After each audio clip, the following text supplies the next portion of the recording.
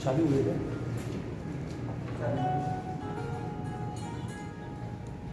Hello, good morning students, मैं Manoj Agrawal for the NEET classes. आज मुख्यमंत्री अभ्युदय योजना के अंतर्गत जो आपका टॉपिक है वो है रिप्रोडक्शन इन ऑर्गेनिजम्स।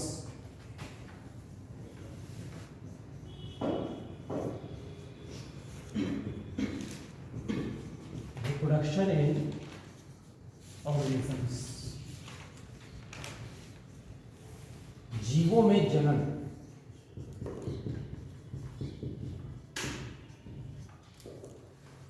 जीवों में जनन का फर्स्ट पार्ट आज हम लेंगे।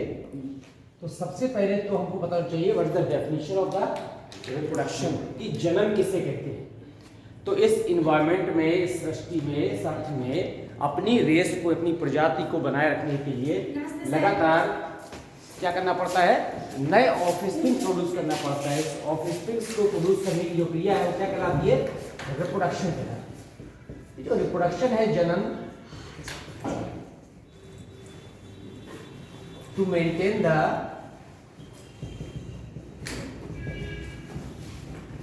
continuity of their own species। बेटा जाओ यार से कहो कि इंक दीजिए, रोज कहते हैं इंक डाल दिए और to maintain the continuity of its, क्या मेंटेन करते हैं कंटिन्यूटी को, इट्स ओन स्पीशीज, अपनी ही प्रजाति के सदस्यों को पृथ्वी में जीवित बनाए रखने के लिए जीव क्या करते हैं, रिप्रोडक्शन करते हैं। और ये जो रिप्रोडक्शन हो रहा है यहाँ पर जीवों में, ये कैरेक्टरिस्टिक फीचर है लिविंग बीइंग का। तो लिविंग और नॉन लिविंग में जो सबसे मेन डिफरेंस होता है वो यही होता है कि यहाँ पर रिप्रोडक्शन पाया जाता है और नॉन लिविंग में रिप्रोडक्शन नहीं पाया जाता। इसके अलावा अगर हम दूसरा देखें डिफरेंस लिविंग और नॉन लिविंग में, तो लिविंग में क्या होता है, इंटरनल ग्रोथ होती है और नॉन लिविंग में ग्रोथ नहीं होती, या होती भी है तो कैसी होती है, एक्सटर्नल होती है। तो यहाँ पर जो है मेन जो रिप्रोडक्शन पार्ट है वो जीवों में पाया जाता है। और हम यही पढ़ रहे हैं कि ऑर्गेनिज्म में रिप्रोडक्शन कैसे होता है। अब ऑर्गेनिज्म में जो रिप्रोडक्शन हो रहा है, वो रिप्रोडक्शन के मेनली क्या है, टू टाइप्स। कौन कौन से, एसेक्सुअल और सेक्सुअल। तो यहाँ हम क्या है, कंपैरेटिव लेके पढ़ेंगे। तो कंपैरेटिव पढ़ेंगे तो यहाँ पर एनिमल्स भी पढ़ेंगे, प्लांट्स भी पढ़ेंगे, मोनरा प्रोटिस्टा से लेकर के कहाँ तक, एनिमलिया और प्लांट। तो जो इतना हम कंसाइज अकाउंट लेंगे तो पहले एसेक्सुअल रिप्रोडक्शन पढ़ते हैं, फिर सेक्सुअल रिप्रोडक्शन पढ़ते हैं। तो एसेक्सुअल रिप्रोडक्शन में पहले यहाँ पर रिप्रोडक्शन को दो पार्ट में डिफरेंशिएट करते हैं।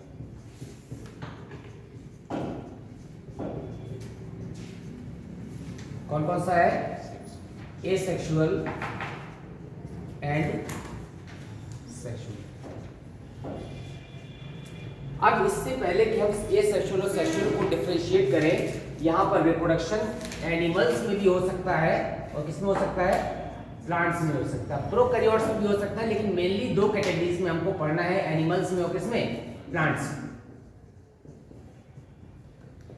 सबसे पहले हम रिप्रोडक्शन में आते हैं कि रिप्रोडक्शन एनिमल और प्लांट्स में, अगर आप प्लांट्स में देखते हैं तो रिप्रोडक्शन यहाँ पर कितने प्रकार का है, या थ्री टाइप्स ऑफ रिप्रोडक्शन। देखिए कहीं कहीं वेजिटेटिव को एसेक्सुअल में जोड़ दिया गया है, जब नहीं जोड़ा हुआ है तो हम ओके।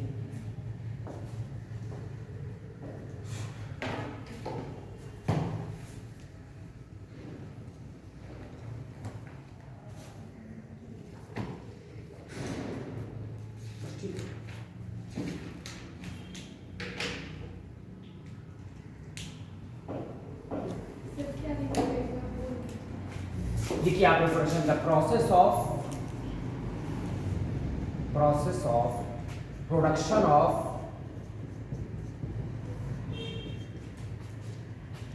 न्यू ऑफस्प्रिंग्स, आ जाइए,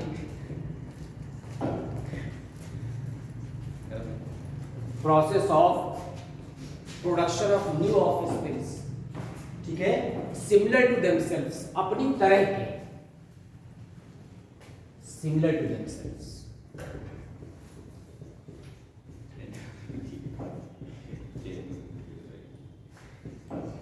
to maintain the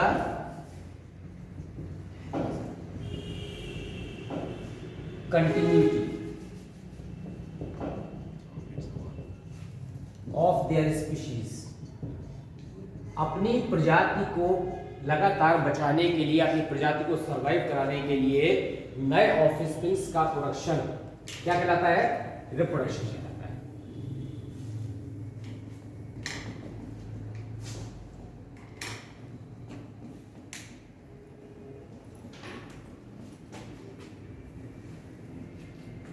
and it is most important feature of इसका लिविंग बींग्स। लिविंग बींग्स का मोस्ट इंपॉर्टेंट फीचर है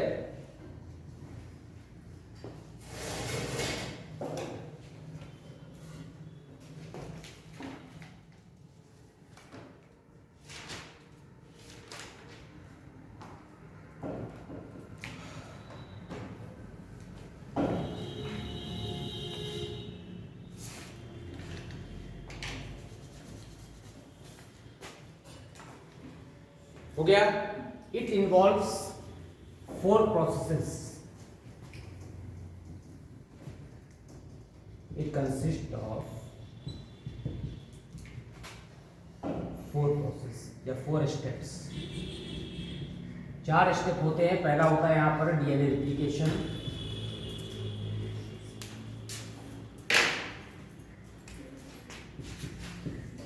डीएनए रेप्लिकेशन। दूसरा होता है यहाँ पर cell division.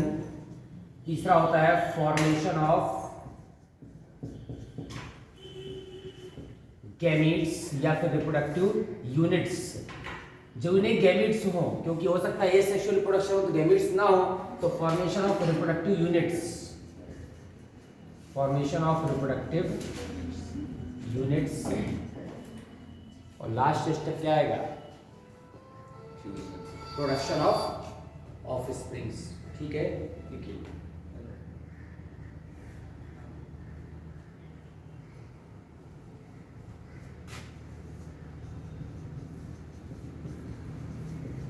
Development of new individuals या ऑफस्प्रिंग्स। तो जो रिप्रोडक्शन है उसमें 4 स्टेप होते हैं। डीएनए का पहले रिप्लिकेशन होता है, फिर सेल डिवीजन होता है, फिर रिप्रोडक्टिव यूनिट्स बनती हैं, फिर उसके बाद ऑफस्प्रिंग्स प्रोड्यूस होते हैं और उनका डेवलपमेंट होता है। इस तरह से इन्वायरमेंट में या अर्थ में, अपना यूनिवर्स में अपनी स्पीशीज की कंटिन्यूटी को बनाए रखने के लिए स्टेप पाए जाते हैं। अब आते हैं यहाँ पर रिप्रोडक्शन में कि how many types of reproduction takes place. इसके टाइप्स पढ़ लेते हैं रिप्रोडक्शन के मेनली। और एक चीज और है, रिप्रोडक्शन के टाइप जो हम पढ़ते हैं तो एसेक्सुअल और सेक्सुअल मेनली 2 ही होते हैं। फिर एसेक्सुअल को फिर से एसेक्सुअल के अंतर्गत क्या आ जाता है? वेजिटेटिव आ जाता है। कुछ जगह पर 3 लिखे रहते हैं, वेजिटेटिव, एसेक्सुअल एंड सेक्सुअल। तो प्लांट्स के केस में वेजिटेटिव को अलग कर देते हैं, लेकिन एनिमल के केस में क्या होता है? एसेक्सुअल हो जाता है और सेक्सुअल हो जाता है। तो अगर हम यहाँ पर रिप्रोडक्शन देखते हैं तो रिप्रोडक्शन एनिमल्स में भी होगा और किसमें होगा? प्लांट्स में भी होगा। तो ये है यहाँ पर प्लांट रिप्रोडक्शन।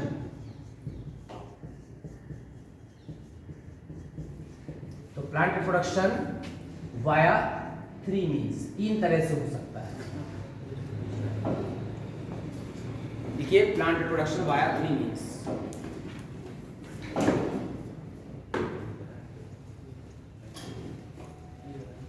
कौन कौन सा है? Vegetative, asexual and sexual.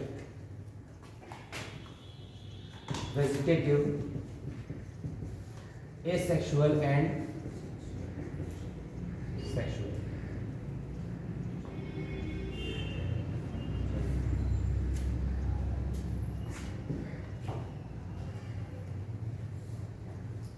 और एनिमल के केस में 2 ही हैं। कौन कौन से? Asexual and sexual. तो पहले हम किसमें पढ़ते हैं? प्लांट रिप्रोडक्शन पढ़ लेंगे, उसका वेजिटेटिव टाइप पढ़ लेते हैं, एसेक्सुअल टाइप पढ़ लेते हैं, सेक्सुअल टाइप पढ़ लेते हैं। तो how can you differentiate between the vegetative and asexual and sexual reproduction? तीनों में क्या डिफरेंस है? पौधे की मेहनत खाता फूल है उसके बिना अगर रिप्रोडक्शन होता है तो किसके बिना? फूल के बिना मतलब जब फूल का उपयोग नहीं हो तो रहा है फूल क्यों कहेंगे? जरूरी थोड़ी है सारे फ्लावरिंग प्लांट्स नहीं होते हैं, बहुत सारे प्लांट्स ऐसे हैं दैट इज नॉट फ्लावरिंग। ठीक है, रिप्रोडक्टिव ऑर्गन के बिना रिप्रोडक्शन अभी भी नहीं सही है। जैसे ईस्ट है तो उसमें जो बडिंग हो रही है वो it also act as the reproductive unit, वो भी रिप्रोडक्टिव यूनिट ही तो है। पौधे के एक्सटर्नल आउटग्रोथ। अच्छा, मेन डिफरेंस बताओ ए सेक्सुअल और सेक्सुअल, अब कंफ्यूजन नहीं रहेगा। The type of reproduction in which the gamete formation as well as special sex organs are formed, that called the sexual, चाहे animal हो चाहे plant हो। And the type of reproduction in which there is no gamete formation and there are not special organs for the reproduction is called the asexual। ठीक है, और vegetative reproduction is also the part of the asexual, जिसमें केवल जो vegetative part हैं, somatic part हैं, leaf, stem, root, ठीक है ना, उनसे जो रिप्रोडक्शन हो रहा है that is called the vegetative. और जब एसेक्सुअल होता है तो एसेक्सुअल अगर हम प्लांट के केस में देखते हैं तो बहुत सारे ऐसे फंगस हैं, ठीक है ना, फंजाई हैं, उसमें स्पोर्स प्रोड्यूस होते हैं। जब स्पोर प्रोड्यूस हो सकते हैं तो वो भी क्या है, एसेक्सुअल है। फिर इसके बाद हम किसमें आ जाते हैं, सेक्सुअल में। तो फ्लावर के लिए, सॉरी, प्लांट के लिए क्या है, फ्लावर है सेक्सुअल ऑर्गन या सेक्सुअल रिप्रोडक्शन के लिए मेन पार्ट, और एनिमल्स के लिए क्या है, रिप्रोडक्टिव ऑर्गन्स। प्लांट्स के लिए रिप्रोडक्टिव ऑर्गन या रिप्रोडक्टिव यूनिट क्या है, फ्लावर है। फ्लावर में फिर उसके बाद एंड्रोशियम, गायनोशियम, मेल और फीमेल रिप्रोडक्टिव यूनिट्स हो जाएंगी। एनिमल के केस में सेक्सुअल रिप्रोडक्शन केवल डेवलप्ड एनिमल से पाया जाता है, वहां पर मेल रिप्रोडक्टिव ऑर्गन्स अलग है, फीमेल रिप्रोडक्टिव ऑर्गन्स अलग है।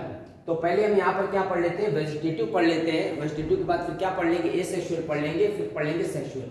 तो जब एसेक्सुअल पढ़ेंगे तो कंपैरेटिव पढ़ेंगे, एनिमल्स का भी और प्लांट्स का भी। अब सेक्सुअल पढ़ेंगे तो उसमें फिर प्लांट और एनिमल को अलग अलग डिफरेंशिएट कर देंगे। ठीक है, लिखिए पहले vegetative reproduction.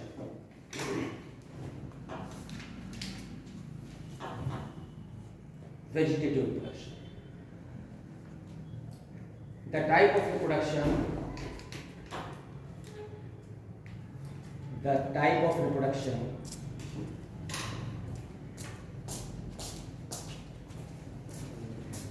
where the formation of new individual, where the formation of new individual from the vegetative part, the formation of new individual from the vegetative part of plant, bracket में लिख देंगे root, stem, leaves, etc. The type of reproduction in which new individuals are formed from the vegetative part of the plant. तो root से भी हो सकता है, stem से भी हो सकता है, लीफ से भी हो सकता है। ठीक है, अब इस वेजिटेटिव को फिर से उन्होंने डिफरेंशिएट कर दिया कि यहाँ पर नेचुरल वेजिटेटिव रिप्रोडक्शन है कि आर्टिफिशियल है। नेचुरल वो होता है जो खुद नेचर में इटसेल्फ होता है, और आर्टिफिशियल को हम क्या कराते हैं, मैन मेड होता है। इतना ही डिफरेंस है, इसलिए नेचुरल और वेजिटेटिव को, नेचुरल और आर्टिफिशियल को बाद में कल डिफाइन कर देंगे। और यहाँ पर लिखिए बाय रूट्स।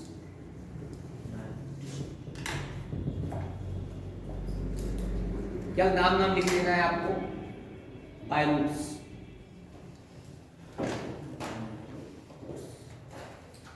रूट्स में लिख दीजिए example, sweet potato,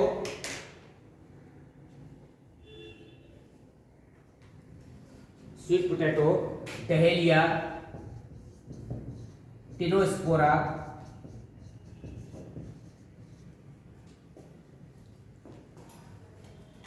sweet potato, dahlia, Tinospora etcetera. ठीक है, फिर आते हैं बाई स्टेम्स। इसमें ज्यादा एग्जाम्पल है, थोड़ा इंपॉर्टेंट भी है। क्यों इंपॉर्टेंट है, क्योंकि यहाँ पर स्टेम को डिफरेंशिएट कर दिया था कि अंडरग्राउंड था कि कैसा था, एक अंडरग्राउंड होता है, अपर ग्राउंड नहीं कहते, बताइए। स्टेम का जब मॉडिफिकेशन करते हैं या डिफरेंशिएशन करते हैं तो एक तो होता है अंडरग्राउंड स्टेम, भूमिगत, दूसरा क्या होता है सेमी एरियल कह सकते हैं, और तीसरा क्या होता है एरियल होता है। लेकिन हम यहाँ पर उसको डिफरेंशिएट नहीं कर रहे हैं, हम केवल स्टेम के टाइप बता रहे हैं। तो स्टेम का टाइप बताइए, स्टेम के प्रकार, चाहे भूमिगत हो चाहे वायवीय कोई भी हो, प्रकार बताइए। हाँ पहले उसका टाइप बताना फिर उसका एग्जाम्पल बताना। अरे एक एग्जाम्पल है ट्यूबर, ट्यूबर में क्या आता है पोटैटो, उसको ट्यूबर कहते हैं। एक होता है बल्ब, बल्ब में क्या आता है प्याज आता है, ओनियन गार्लिक ये सब आते हैं, ठीक है। और क्या होता है स्टोलन होता है। पहले तो जाइए पहला ट्यूबर, उसका टाइप भी याद कर लीजिए, ट्यूबर है, potato is a tuber, tuber में लिखिए डैश करके पोटैटो। फिर है राइजोम, राइजोम हिंदी में प्रकंद कहते हैं। जिंजर बनाना राइजोम में एग्जाम्पल है, जिंजर बनाना, जिंजर किसको कहते हैं, हाँ। फिर एग्जाम्पल है बल्ब,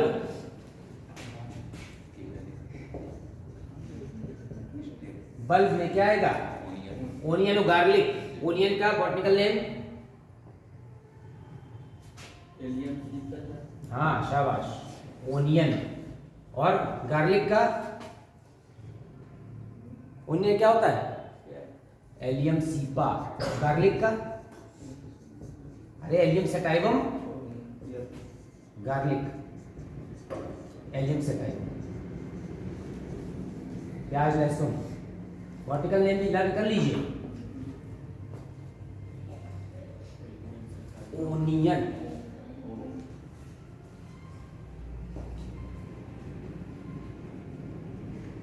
फिर एक कॉर्न, CORN, कॉर्न, घन कंद नाम सुना होगा आपने, कॉर्न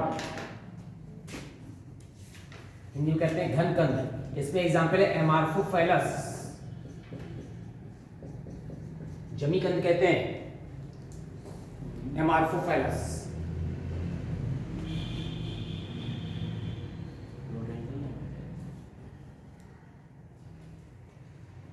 एक होता है रनर, क्या होता है रनर माने जो जमीन की सतह पर क्या कर रहे हैं रन कर रहे हैं, लेकिन उसकी रूट्स कहाँ फंसी हुई है अंदर, ठीक है ना, उसे रनर कहते हैं। एग्जाम्पल साइनोडॉन डेक्टाइलिस, दूब घास नाम सुना है, वो इसी में आता है रनर, साइनोडॉन डेक्टाइलिस, हिंदी में कहते हैं दूब घास।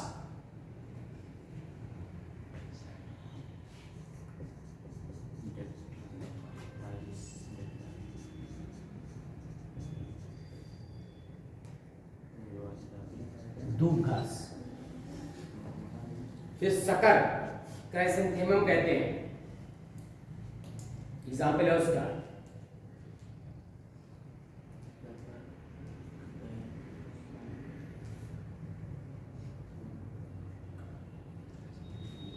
एक नाम सुना होगा ऑफसेट।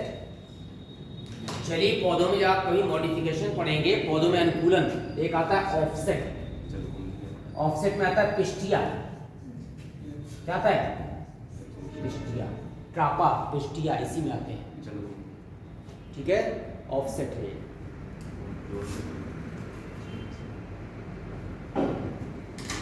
एक होता है स्टोलन,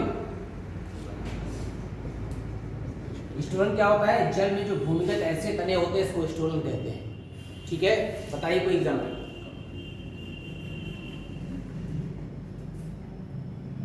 स्टेम का मॉडिफिकेशन है ना कि रूट का। स्ट्रॉबेरी देखा है, लिखिए स्टोलन, स्टोलन लिखिए स्ट्रॉबेरी, उसको फ्रेगेरिया भी कहते हैं, स्ट्रॉबेरी भी कहती हैं, STRAWBERRY, स्ट्रॉबेरी। अब रूट स्टेम के बाद किसमें आते हैं लीव्स में। लीव्स का सबसे कॉमन एग्जांपल बताइए, पत्तियों द्वारा जिसमें रिप्रोडक्शन हो रहा हो, अजूबा को क्या कहते हैं इंग्लिश में, ऐसी लीफ होती है। इसमें यहाँ पर जो नॉचेस हैं, यहाँ नॉच से क्या निकल रही है, यहाँ पर छोटी छोटी सी लीव्स निकल रही हैं। जो लीफ है पत्ती के जो कॉर्नर्स हैं वो कॉर्नर सेरेटेड है, सेरेटेड माने कटाव युक्त है, उसको नॉच कहते हैं। इसकी जो नॉच है उससे ही छोटी छोटी लीफ निकलती है। एग्जाम्पल लिख दीजिए, ब्रायोफिलम, हिंदी में कहते हैं अजूबा।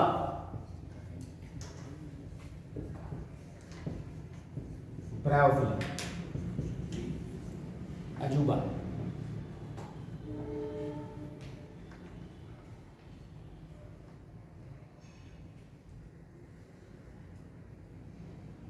ठीक है। अब आप इसमें जो आर्टिफिशियल वेजिटेटिव प्रोपगेशन है उसमें नई नई विधियां अपनाई गई हैं जो नेचुरल नहीं है। जैसे इसमें आता है कटिंग। कटिंग आपने सबने देखा, आप गुलाब लेने जाते हैं तो गुलाब को काट करके ब्रांच को तिरछा काट के दे देते हैं, ठीक है ना। तिरछा इसलिए काटते हैं यहाँ पर ताकि उसका सरफेस एरिया क्या हो जाए, बढ़ जाए। जब आप एक कलम लेने जाते हैं गुलाब की तो अगर वो इस तरह से काट देगा तो उसका सरफेस एरिया कम रहेगा, और इसी को अगर वो ऐसे काट देगा, आप देखिए इसका सरफेस एरिया बढ़ जाएगा। जब सरफेस एरिया बढ़ जाएगा तो इस पर सनलाइट ज़्यादा देर तक पड़ेगी। और दूसरी बात है, इसको तिरछा काटने से लाभ ये है कि सूरज टॉप पे कम समय तक रहता है और किसी न किसी कब इंक्लाइंड दशा में ज़्यादा समय तक रहता है। इसलिए कभी सोलर प्लेट लगी देखी है किसी के यहाँ, सोलर पैनल थोड़ा सा तिरछा, थोड़ा सा ऑब्लिक लगाते हैं तिरछा, क्योंकि तिरछे में ज़्यादा समय तक क्या पड़ती है, लाइट पड़ती है। तो ये जो यहाँ पर ज़्यादा समय सनलाइट पड़ेगी तो निश्चित है फ्लावरिंग जल्दी होने लगेगी। तो ये कटिंग हो गई। कटिंग के अलावा एक होती है लेयरिंग। लेयरिंग नाम सुना है? लेयरिंग क्या कहते हैं उसको?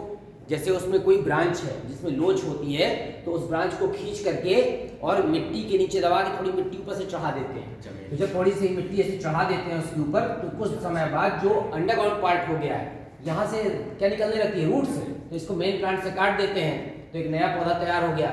ये भी आर्टिफिशियल प्रोपगेशन है। एक होता है गुट्टी, हम सुना है? गुटी बांधना सुना। गुटी क्या होता है? पेड़ की किसी जो एरियल ब्रांच है उसमें किसी जगह पर, जैसे सपोज के एरियल ब्रांच है, किसी भी एक जगह पर ऊपर की छाल निकाल देते हैं। जैसे हम कैसे पेंसिल छीलते हैं, ठीक है, जब छाल निकाल देंगे इस वाले, सपोज करिए इतनी मोटी है, इसकी यहाँ से ऐसे छाल निकाल दिया आपने, तो छाल निकालने के बाद इंटरनल टिश्यू दिखने लगे। अब इस इंटरनल टिश्यू के चारों ओर हम क्या करते हैं, सॉइल लपेट देते हैं, मिट्टी, या फिर स्पेशल टाइप का ग्रास आती है, कौन सी, ब्रायोफाइटा के, ब्रायोफाइटा में उसको कहते हैं स्पेगनम, कहीं कहीं वो लगा देते हैं और ऊपर एक जो है बॉटल या घड़ा बांध देते हैं जिससे ड्रॉप बाई ड्रॉप क्या करते रहता है, पानी, जिसको मॉइस्चर मिलता रहता है, नमी, और कुछ समय बाद कटे हुए भाग से क्या निकलती है, जड़ें, और फिर इस पार्ट को काट के जमीन लगा देते हैं, नया पौधा डेवलप हो जाता है। इसे कहते हैं गुटी बांधना। तो लेयरिंग भी दो तरह की होती है, एक होती है माउंड लेयरिंग, एक होती है एयर लेयरिंग। तो अलग अलग प्रकार है आपका। तो आप मेन जो है कटिंग है आपका, फिर कटिंग में बहुत सारे पार्ट हैं। एक ग्राफ्टिंग होता है। ग्राफ्टिंग क्या है? ग्राफ्टिंग में क्या रहता है कि एक पार्ट जो है जमीन से जुड़ा रहता है। मान लीजिए गुलाब की दो कलम है, एक ब्लैक रोज है, एक रेड रोज है। तो ये ब्लैक रोज है जो जमीन से जो जुड़ा हुआ है, इसे क्या कहेंगे? तो जमीन से जुड़ा हुआ उसको क्या कहेंगे? और एक पार्ट इसमें हमने अलग से काट कर लगा दिया। सपोज करिए ब्लैक में हमने रेड रोज जोड़ तिरछा दोनों काट देते हैं, सेलो टेप से बांध देते हैं, तो जो जमीन से जुड़ा हुआ पार्ट उसे कहते हैं स्टॉक, और जो ऊपर से अलग से लगाते हैं उसे कहते हैं स्यान। ठीक है ना? जो पहले से लगा हुआ जमीन से वो स्टॉक है, जो बाद में लगाई गई ब्रांच वो क्या है, बशर्ते एक ही स्पीशीज होनी चाहिए, प्रजाति, वैरायटी बदल सकती है।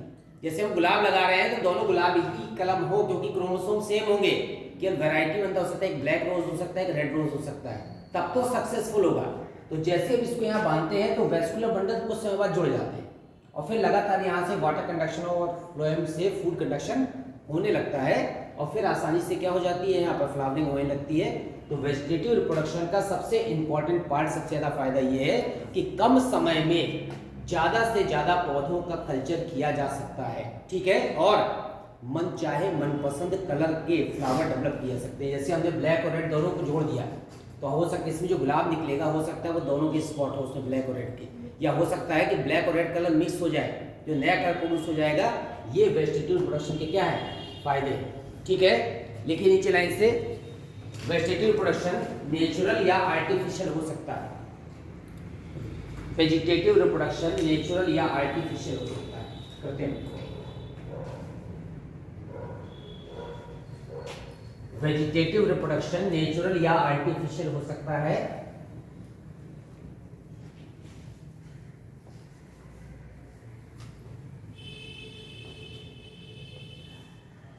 ठीक है, साइड हेडिंग लिखिए artificial vegetative reproduction, artificial vegetative reproduction.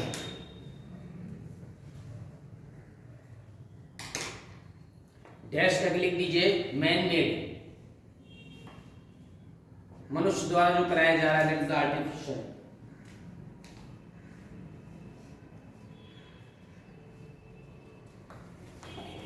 ठीक है, इसमें डैश करके लिखिए, नीचे लाइन से कॉमा लगा करके कटिंग द्वारा, कटिंग द्वारा, लेयरिंग द्वारा, LAYERING, लेयरिंग द्वारा,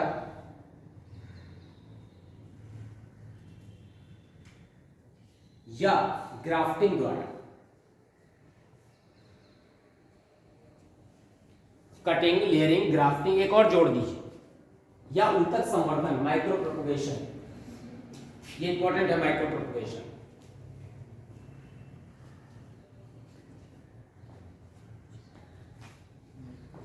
केवल एग्जाम्पल लिखते जाना है। पहले की कटिंग,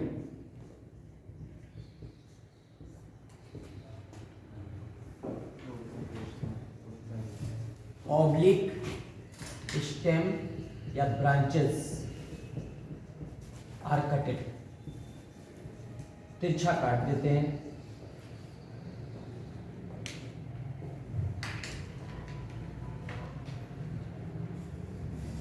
एग्जाम्पल लिख दीजिए,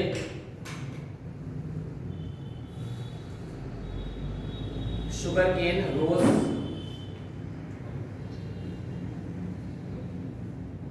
बोगनविलिया इत्यादि।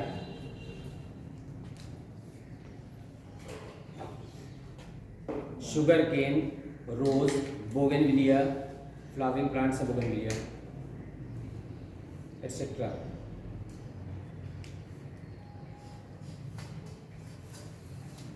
ठीक है, अब लिखिए लेयरिंग, LAYERING, लेयरिंग। इसमें लिखिए लेयरिंग में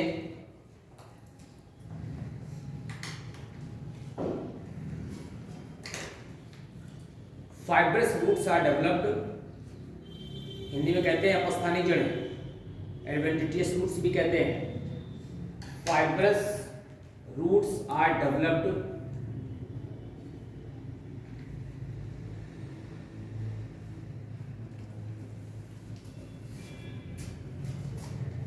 via the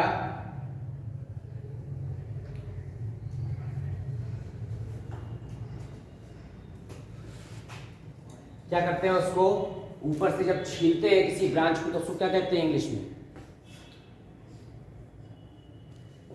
पेंसिल छीलने को क्या कहते हैं?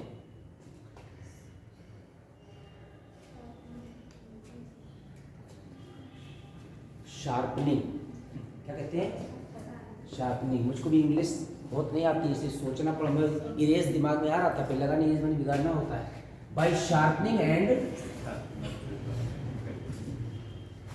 डिटैचमेंट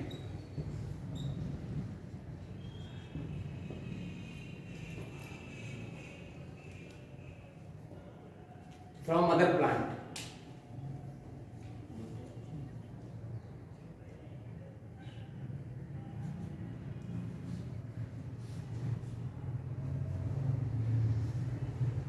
ठीक है, अब जो लेयरिंग है, सॉरी कटिंग में लिखा हुआ है, लगेगा ये अच्छे में लिखा हुआ है। इसमें दो प्रकार है।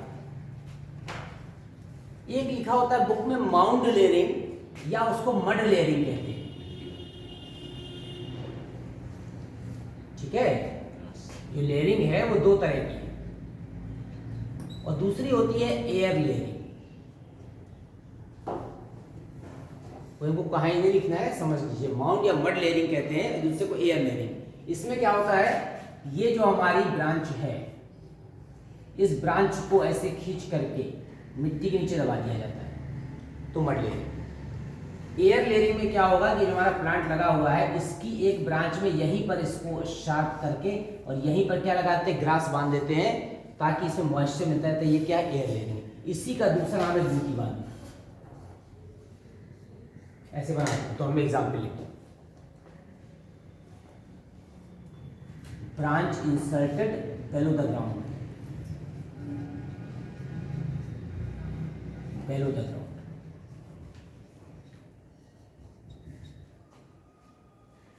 इसमें क्या है, roots are induced in aerial branch. जो एरियल ब्रांच है उसमें रूट्स इंड्यूस की जा रही है, प्रेरित की जा रही है कि डेवलप हो जाए, तो एयर लेयरिंग है। और जमीन के अंदर दबा दिया है तो मड लेयरिंग है।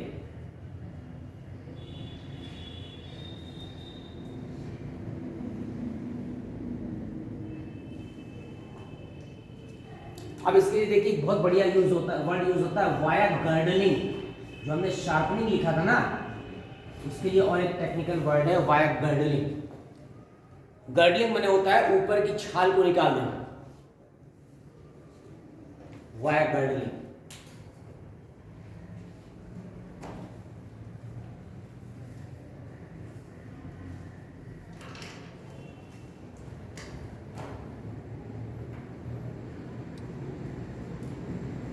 तो हम एग्जाम्पल ऐड कर दीजिए, मड लेयरिंग में लिख दीजिए एग्जाम्पल, ग्रेप वाइन यानी अंगूर, ग्रेप वाइन, क्या ग्रेप्स लिख दो, अंगूर लिख दीजिए, जैस्मीन, स्ट्रॉबेरी, और एक नाम सुना होगा आपने रसभरी, इंग्लिश होती है रसबेरी, हिंदी में हम लोग उसको कहते हैं रसभरी, नाम होता है रसबेरी। ठीक है, ये सब क्या है, मड लेयरिंग के लिए है, क्योंकि इन सब की ब्रांच में लोच होती है, फ्लेक्सिबिलिटी, इसलिए आसानी से जमीन तक झुकाई जा सकती है। अब आप सोचो कि पीपल बरगद को खींच के झुका दो तो आप ही घुस जाओ चाहे ग्राउंड के नीचे, तो वो नई ब्रांच नीचे नहीं आएगी। निश्चित लिखिए, एयर लेयरिंग में एग्जाम्पल लिख दीजिए, लीची, ऑरेंज, लेमन, गुआवा एटसेट्रा।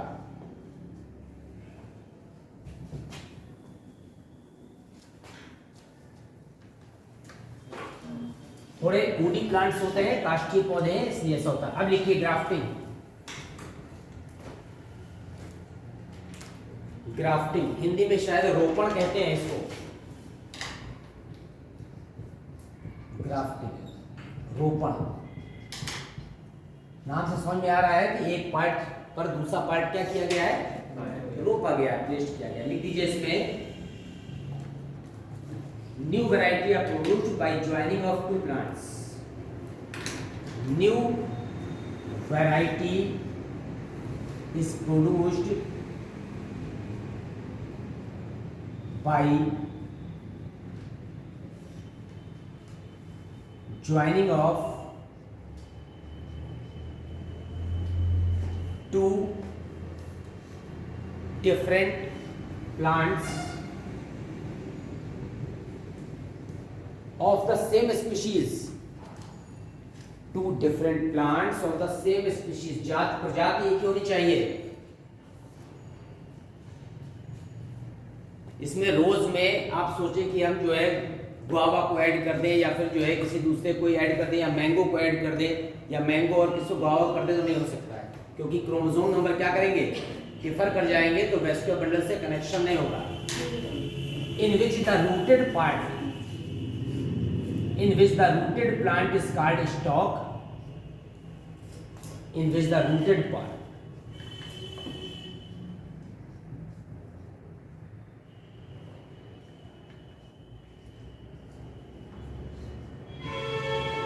इसमें आधार से जो लगा हुआ जो प्लांट है उसको क्या कहते हैं, stock, and the grafted plant is called stock.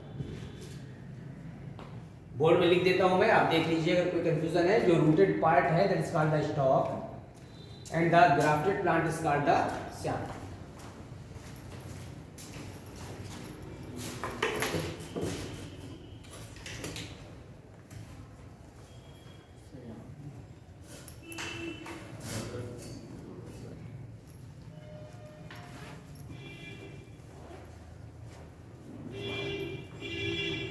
ठीक है, एयर लेयरिंग में जो एग्जाम्पल थे वो इसमें भी है। ये भी गुआवा में हो सकता है, मैंगो में हो सकता है, रोज में भी हो सकता है, पोमग्रेनेट में हो सकता है। एग्जाम्पल दीजिए, गुआवा, रोज, मैंगो।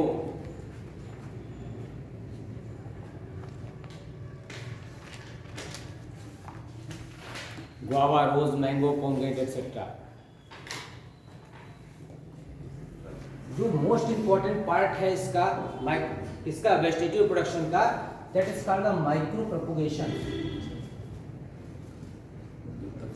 माइक्रो प्रोपगेशन सामान्य भाषा में इसको कहते हैं टिश्यू कल्चर। क्या कहते हैं? हिंदी में कहते हैं ऊतक संवर्धन। ऊतक संवर्धन।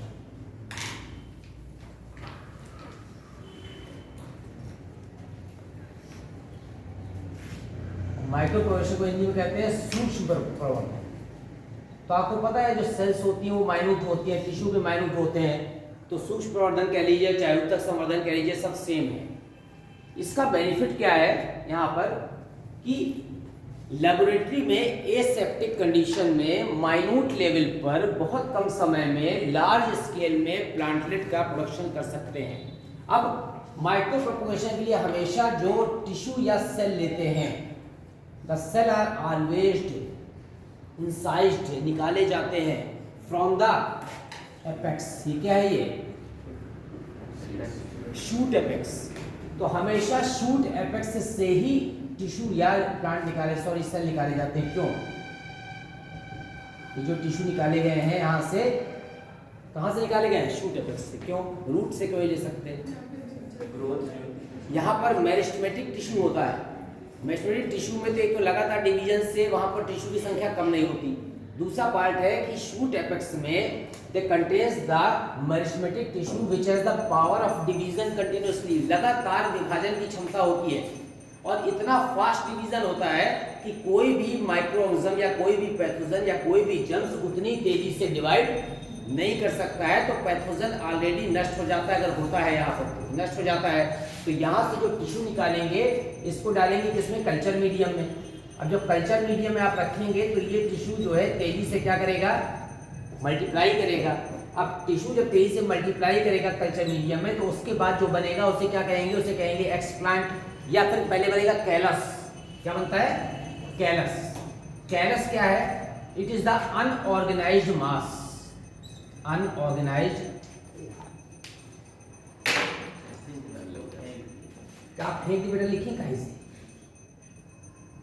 अनऑर्गेनाइज्ड, ये क्या बोल देते हैं यहाँ, इंक डालते ही नहीं। ये जो अनऑर्गेनाइज्ड मास है, अनियमित ऊतक, उसको क्या कहते हैं? कैलस। अब इस कैलस में हम जो है क्या इंजेक्ट कर देते हैं? Hormone, plant hormone. जब प्लांट हार्मोन इसमें ऐड कर देंगे तो उसमें शूट और रूट टिप बन जाएगी। जब शूट और रूट टिप बनेगी तो फिर वो छोटा सा क्या बन जाएगा? प्लांटलेट। क्या कहेंगे इसको? प्लांटलेट। और ये प्लांटलेट को फिर हम ये फील्ड में ट्रांसप्लांट कर देंगे और कम समय में बहुत लार्ज स्केल में क्या बन जाएंगे? प्लांट बन जाएंगे। तो लेबोरेटरी में हमें थोड़े से सेल्स निकालने हैं प्लांट से। जो टिश्यू निकाला, इसमें से टिश्यू में से इसे ब्रश में लेकर के सब पेट्री डिश में 2-2 4 सेल डाल देनी है। तो 24 घंटे के अंदर सब किस में कन्वर्ट हो जाएंगे? कैलस में। और फिर कैलस में प्लांट हार्मोन डालेंगे तो किसमें डेवलप होंगे? प्लांटलेट में। तो लेबोरेटरी में इतनी सी पेट्री डिश में आपने रख दिया तो आप जो है 2 से 4 दिन में लाखों पौधे डेवलप कर सकते हैं। और जो प्लांटलेट को शिफ्ट कर देंगे खेत में, तो जितने वहां पर सक्सेस हो जाएंगे उतनी तेजी से आपका प्लांट का प्रोडक्शन होगा। तो माइक्रो प्रोपगेशन में सबसे इंपॉर्टेंट पार्ट ये है कि जर्म फ्री प्लांट डेवलप होते हैं। इनमें नेचुरली कोई भी पैथोजन नहीं पाया जाता बाय बर्थ। उसके बाद इन्फेक्शन हो जाए तो अलग बात है।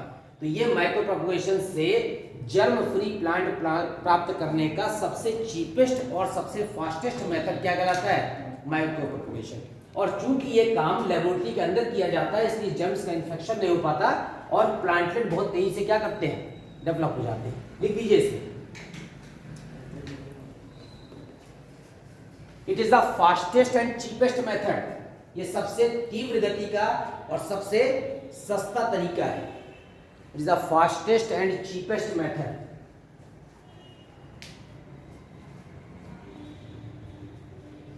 टू ऑब्टेन मैंने प्राप्त करना, fastest and cheapest method to obtain germ free plants, मैंने यहां लिख दिया है fastest and cheapest method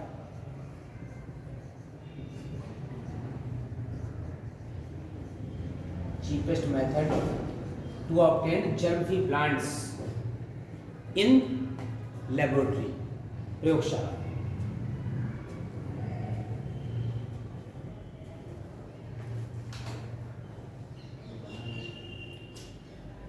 In which the tissue are obtained from the shoot apex, in which the tissue are obtained from shoot apex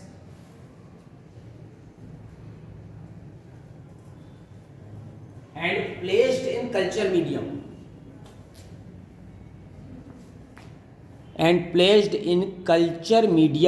संवर्धन माध्यम में रख देते हैं।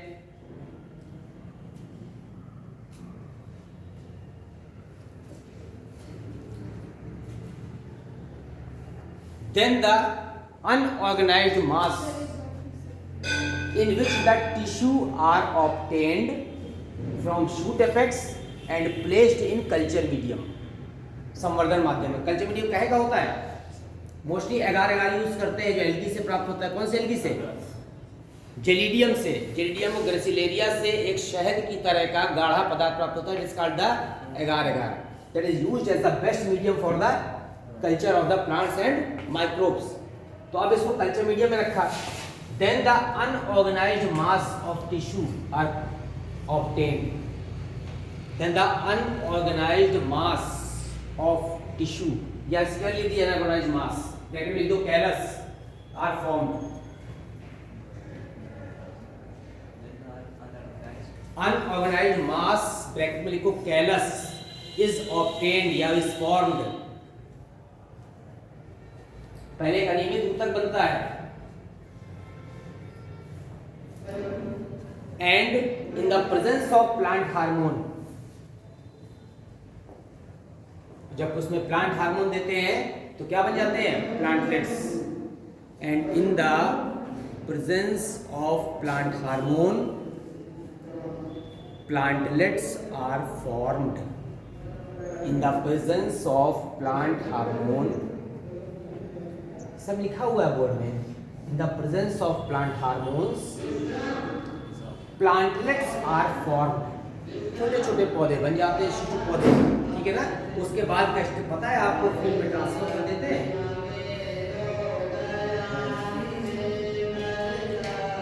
इसमें सबसे इंपॉर्टेंट पार्ट है कि जर्म फ्री प्लांट प्राप्त हो रहे हैं, ठीक है। एग्जाम्पल लिख दीजिए, orchid. Orchid is an epiphyte, epiphyte जानते हैं ना, अधिपादप, आपने पढ़ा है बुक में, जो दूसरे प्लांट पर क्या करते हैं? आर्किड एपीफाइट नाम सुना है? क्या डेफिनेशन होती है आर्किड की? The epiphyte are the plants which है, ये तो गलत हो गया, पैरासाइट तो ये है, which are space parasite, space parasite, it means they grows on the branch of the other plant but do not take the nutrition, they have two types of roots, this the branch है, इसमें दो तरह की roots है orchid में, the clinging roots जो branch को पकड़ लेती है, as well as the aerial roots which absorb the moisture from the environment with the help of the filament tissue and it makes their own food via the photosynthesis, खुद अपना भोजन बना रहा है, केवल बहुत बड़े जो ब्रांच जो होते हैं उसमें केवल स्पेस वाले स्थान ले रहा है, वो भी कितना माइन्यूट लेवल का छोटा सा स्थान, तो बड़े वृक्ष को कोई भी लॉस नहीं हो रहा है और इसको बेनिफिट मिल रहा है। It is not the parasite, the space मैंने फूड नहीं ले रहा। ये किसका एग्जाम्पल है? ये कम्युनिटी इंटरेक्शन आपने पढ़ा है, जीवों में सामुदायिक अंतःक्रिया 3 प्रकार की होती है, सौकारिता, सहभोजिता और आदि सहयोग। ये सहभोजिता बने, इसका कॉमन सेलिज्म का एग्जाम्पल है। कॉमन सेलिज्म में क्या होता है? the such type of partnership in which one partner get the benefit and other do not, दूसरे को हानि नहीं होती। तो बड़े वाले वृक्ष को कोई हानि नहीं हो रही है, इसको क्या हो रहा है, बेनिफिट हो रहा है। ठीक है, इसी तरह लाइनाज होते हैं। लाइनाज जानते हैं क्या होता है, जो बेल है वो बड़े बड़े वृक्ष का सहारा लेकर ऊपर चढ़ जाती है। कहाँ, ऐसे जंगलों में जहाँ पर सूर्य का प्रकाश नीचे तक नहीं पहुँच पाता। तो जो कैनोपी होती है, इतना बड़े बड़े वृक्ष होते हैं कि नीचे तक धूप नहीं पहुँच रही। तो बेल को कैसे डेवलप किया, बेल जमीन में लगी है लेकिन वो प्रकाश की खोज में बड़े वृक्ष का सहारा लेके कहाँ चढ़ जाती है, ऊपर, और वहां जाकर के उससे केवल सनलाइट के लिए ऊपर चढ़ रही है। तो बड़े वृक्ष को कोई हानि नहीं हो रही है ना, इतने विशाल वृक्ष को कोई हानि नहीं, क्योंकि न्यूट्रिशन नहीं ले रही है उससे, और उसको क्या हो रहा है, बेल को फायदा हो रहा है, उसे कहते हैं लाइनाज कंठलता। और इसके पहले जो सहोकारिता होता है, इनमें बोथ पार्टनर्स गेट बेनिफिट। जैसे लाइकेन है, एल्गी और फंजाई दोनों बेनिफिट ले रहे हैं। जो राइजोबियम बैक्टीरिया है वो किसमें, लेग्यूमिनस प्लांट्स की रूट नोड्यूल्स में दोनों बेनिफिट ले रहे हैं। एक होता है प्रोटो कोऑपरेशन, आदि सहयोग। तो प्रोटो कोऑपरेशन और म्यूचुअलिज्म में अंतर है।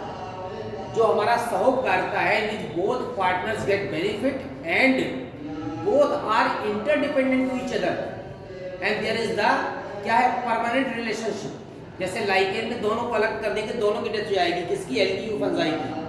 प्रोटो कोऑपरेशन में क्या होगा, it is also a positive interaction in which both partners get benefit and this is the temporary association. जैसे भैंस की पीठ में बगुला बैठा है, तो बगुला क्या कर रहा है, भैंस की स्किन से केवल क्या खा रहा है, पैरासाइट्स को, कौन से, जो जुआ वगैरह है, जू है उसकी पीठ में, और बदले में जो भैंस है उसको बेनिफिट हो रहा है कि पंजियों से क्या मिल रहा है, सुरक्षा। ठीक है ना, और बगुले को क्या मिल रहा है, food. This is the temporary association called the proto cooperation. और यहाँ पर जो आपका सहोकारिता है, mutualism, this is the permanent association, किसका, एल्गी और फंजाई का, जो लाइकेन में आता है। And this is the positive interaction in which one partner get the benefit, केवल एक को लाभ होता है। इसमें ये एग्जाम्पल है आपका। और एक और लिखिए, ऑर्किड, ग्लैडियोलस और क्राइसेंथेमम। क्राइसेंथेमम आप लिख चुके हैं, यहाँ लिख दे रहा हूँ।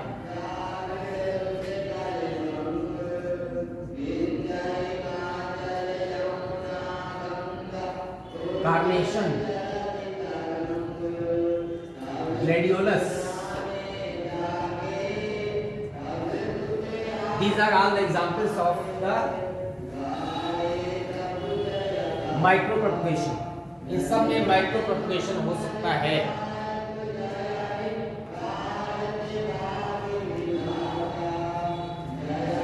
अब इंपॉर्टेंस क्या है वेजिटेटिव प्रोपगेशन की, एक लाइन में लिख दीजिए, importance of importance of vegetative production. Importance of vegetative reproduction. Importance क्या है, the large scale production of the plants.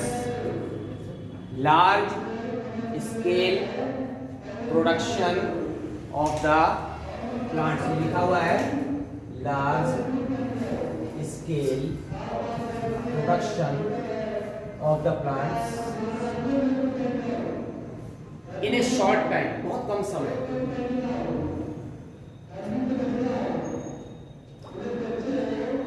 अब इसका नुकसान क्या है, वेजिटेबल प्रोडक्शन से लॉस ये है कि ये वाले जो प्लांट्स होते हैं उनमें रेजिस्टेंस पावर कम होती है। जो सेक्सुअल रिप्रोडक्शन से बनते हैं, मेल और फीमेल गैमीट के फ्यूजन से बनते हैं, उनमें एनवायरनमेंट के प्रति रेजिस्टेंस पावर ज़्यादा होती है, क्योंकि उनमें वेरिएशंस आते हैं। मेल और फीमेल गैमीट्स में दोनों के मिलने से वेरिएशन जो आते हैं, तो प्लांट्स क्या होते हैं, उसमें बिल्कुल मैटरनल प्लांट का जस्ट फोटोकॉपी नहीं होता है। जैसे हम लोग हैं, अपने मदर फादर की फोटोकॉपी नहीं है, कुछ ना कुछ सिम्टम या लक्षण अलग है, वेरिएशन साइंस से वेरिएशंस में आते हैं। तो वेरिएशन क्रिएट्स द क्या उत्पन्न करता है, एवोल्यूशन। जब जब वेरिएशन आता है तो उससे एवोल्यूशन होता है। एवोल्यूशन माने जैव विकास। एवोल्यूशन तभी होता है जब हम एनवायरनमेंट में अपने को आसानी से अडॉप्ट कर लेते हैं। तो इन प्लांट्स में अडॉप्टेशन पावर कम होती है, ठीक है ना, इसलिए वे बाद में रोग से जल्दी ग्रसित हो जाते हैं। तो पैरासिट क्या लिख दीजिए, low adaptability and resistance power. Low adaptability, adaptation power कम है, ये लॉस है इसका वेजिटेटिव प्रोडक्शन का।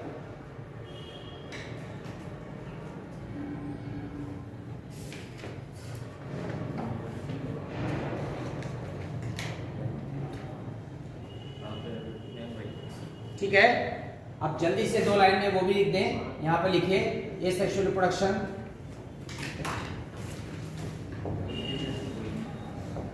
ए सेक्सुअल रिप्रोडक्शन। अब ए सेक्सुअल रिप्रोडक्शन के कई टाइप हैं यहाँ पर, जैसे वाया फिशन हो सकता है। फिशन माने विखंडन, फिशन माने और क्या हो सकता है, और कौन सा टाइप हो सकता है फिशन विखंडन के अलावा? बडिंग हो सकती है। बस ऐसे लिखते हैं कि एग्जाम्पल लिख देंगे, बना दिए इस तरह से। फिशन में एग्जाम्पल लिख देंगे, बडिंग में एग्जाम्पल लिख देंगे। और एक होता है फ्रेगमेंटेशन, अंतर जानते हैं? फ्रेगमेंटेशन और फिशन में, जैसे मान लीजिए कि गन्ना है, उसको हम झटके से तोड़ दे, किसी भी जगह से इरेगुलर टूट जाए, वो फ्रेगमेंटेशन है। चाय का कप को छोड़ दीजिए तो फ्रेगमेंटेशन है, विखंडन कहीं से भी टूट गया। फिशन में ज्यादातर बाइनरी फिशन वर्ड यूज होता है कि एक निश्चित सीक्वेंस से टूट रहा है वो, तो क्या है वो फिशन है। और कहीं से भी यानी टूट गया तो फ्रेगमेंटेशन है। फ्रेगमेंटेशन तीनों एग्जाम्पल है। फिशन में लिख दीजिएगा अमीबा पैरामीशियम,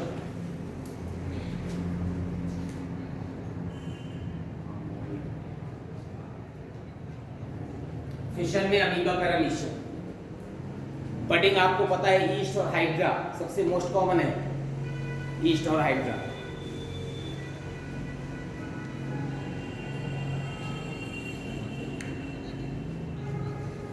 ठीक है ना। और फ्रेगमेंटेशन में spirogyra, ulothrix, spirogyra, ulothrix etcetera.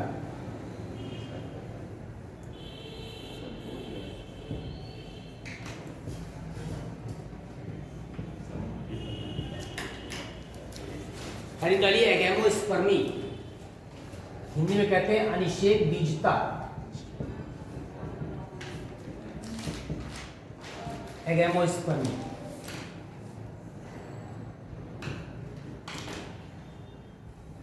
नाम से समझ में आ रहा, अनिषेक माने निषेचन नहीं हुआ और फिर भी क्या बन गया, बीज बन गया। इसका मतलब ये एसेक्सुअल रिप्रोडक्शन का एक एग्जांपल है जिसमें बिना निषेचन के या बिना युग्मक बने क्या बन रहा है, बीज बन गया। लिख दीजिए यहाँ पर एगेमोस्पर्मी में बिना निषेचन के, बिना निषेचन के बीज व भ्रूण का बनना, the formation of embryo and seed without fertilization. बिना निषेचन के बीज व भ्रूण का बनना।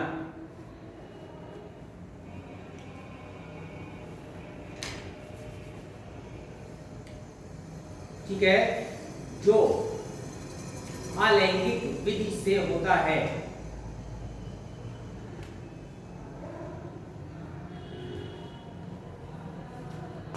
और 3 प्रकार का होता है।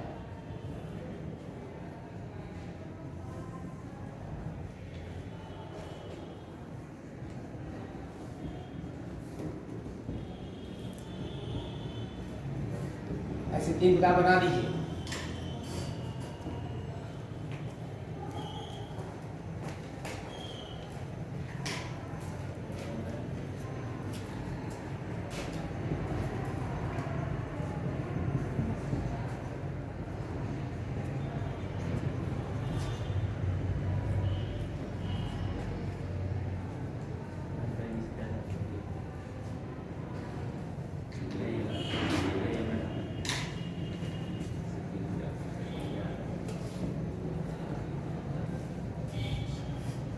ये कहते हैं रिकरेंट एपोमिक्स, ये also it is also apomixis. Apo माने फॉल्स और मिक्सिस माने युग्मकों का जुड़ना, युग्मक बने ही नहीं।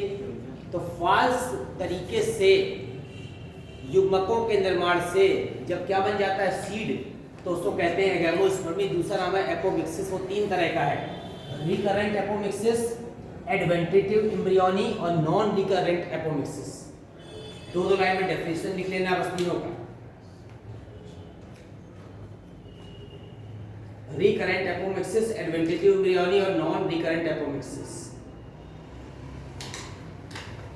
ऊपर कहीं एपो माने फॉल्स लिख दो। एपो माने क्या होता है? फॉल्स।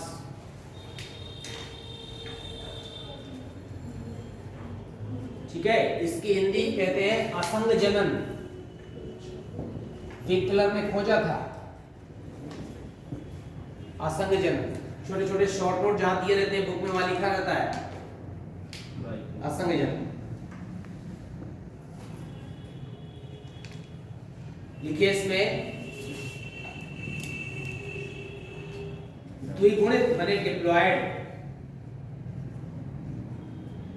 डिप्लॉयड भ्रूण कोश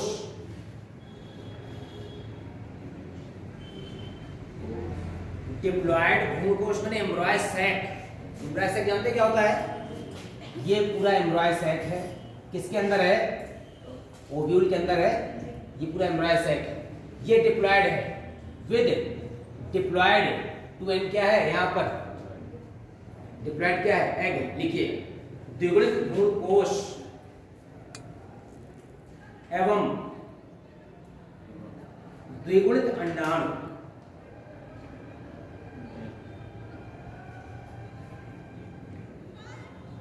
से द्विगुणित भ्रूण का बनना, diploid formation of diploid embryo from the diploid embryo sac with diploid egg. Egg भी डिप्लॉयड था, एम्ब्रॉय सैक भी डिप्लॉयड था। जो एम्ब्रॉय बनेगा वो भी क्या होगा? डिप्लॉयड होगा। ठीक है, नेक्स्ट में आइए एडवेंटेटिव एम्ब्रियोनी। एग्जांपल लिख दीजिए इसमें एलियम, ALLIUM, रिकरेंट एपोमिक्सिस में एग्जांपल एलियम। अब आइए एडवेंटेटिव एम्ब्रियोनी में उसकी हिंदी लिख दीजिए अपस्थानिक भ्रूणता। हिंदी है अपस्थानिक भ्रूणता।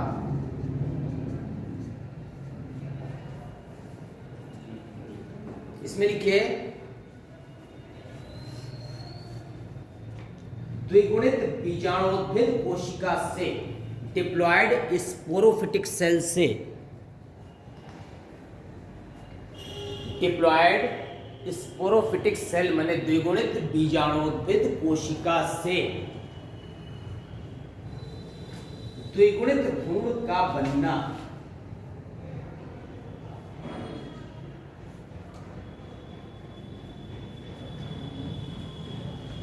द्विगुणित बीजाणुोद्भिद कोशिका से द्विगुणित भ्रूण का बनना। अब देखिए थोड़ा सा ये मेगास्पोरोजेनेसिस आपने नाम सुना है, अभी आगे पढ़ाएंगे प्लांट में। महाबीजाणु जनन सुना है ना? महाबीजाणु जनन की क्रिया के फलस्वरूप एम्ब्रॉय सैक बनता है। तो जब मेगास्पोरोजेनेसिस होती है तो उसमें पहले एक बनता है यहाँ पर मेगास्पोर मदर सेल।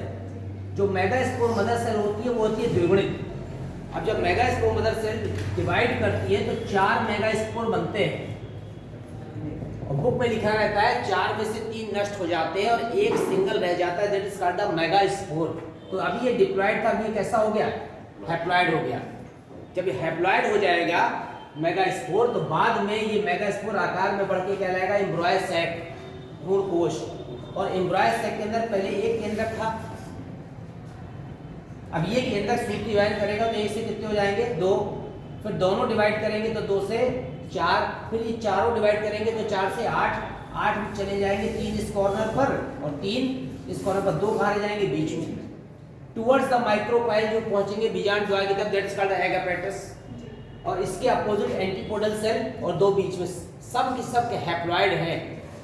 यहाँ पर क्या है कि बीजाणुोद्भिद कोशिका जो द्विगुणित थी उस कोशिका ने अर्धसूत्री वाला नहीं किया। तो जब अर्धसूत्री वाला नहीं किया तो जो मेगास्पोर बना वो भी कैसा था? द्विगुणित। और उसी मेगास्पोर से जब एम्ब्रॉय सैक बनेगा और जो एम्ब्रॉय बनेगा सब क्या हो जाएंगे? द्विगुणित हो जाएंगे, क्योंकि यहाँ पर फ्यूजन नहीं हो रहा है। अगर फ्यूजन हो रहा होता तो ये वास्तव में जो हमारे पौधों में, प्लांट्स में सेक्सुअल रिप्रोडक्शन की प्रोसेस वो हो जाती है, लेकिन ये एसेक्सुअल रिप्रोडक्शन के अंतर्गत आता है क्योंकि यहाँ पर डिप्लॉयड एम्ब्रॉय बन रहा है, लेकिन फ्यूजन क्या हो रहा है, नहीं हो रहा है। जबकि इस प्रोसेस में डिप्लॉयड सेल अर्धसूत्रीय वायन करती है तो मेगास्पोर बनाती है, फिर मेगास्पोर में क्या बनते हैं, 8 सेल बनती है, उसी में से एक ओवम बनता है अंडाणु, और बाद में फ्यूजन होने के बाद फिर सेक्सुअल रिप्रोडक्शन पूरा हो जाता है, तब क्या बनता है, सीड बनता है। ठीक है, इसमें एग्जाम्पल लिख दीजिए एडवेंटिव एम्ब्रियोनी में। एग्जाम्पल लिखिए मैंगो एवं सिट्रस। सिट्रस नींबू के फलों को कहते हैं, खट्टे फलों, मैंगो, सिट्रस एक्सेट्रा। तीसरे में आइए non recurrent apomixis. Non recurrent में जो हमारा भ्रूण बनता है एम्ब्रॉय, वो ओवम के अलावा और कौन कौन सी सेल थी, ये है अंडाणु, इसके अलावा ये दोनों क्या है, यह सिनर्जिड्स माने सहायक कोशिका है, और ये जो ऊपर की है ये क्या है, एंटीपोडल सेल। तो अब नॉन रिकरेंट एपोमिक्सिस में जो हमारा सीड बन रहा है अदर देन ओवम, ओवम के अतिरिक्त या तो प्रतिमुख कोश सहायक कोशिकाओं से या किससे, प्रतिमुख कोशिकाओं से। लिखिए the seed is formed, seed न लिखिए, एम्ब्रॉय इज फॉर्म्ड, भ्रूण बनता है, एम्ब्रॉय इज फॉर्म्ड फ्रॉम सिनर्जिड्स, ये लिखा है सिनर्जिड्स माने सहायक कोशिकाओं से, और एंटीपोडल सेल, या तो एंटीपोडल सेल से बनता है या सिनर्जिड से बनता है other than ovum. एम्ब्रॉय is formed from synergids और अथवा एंटीपोडल सेल्स। ठीक है, एग्जाम्पल लिख दीजिए लिलियम, लिलियम।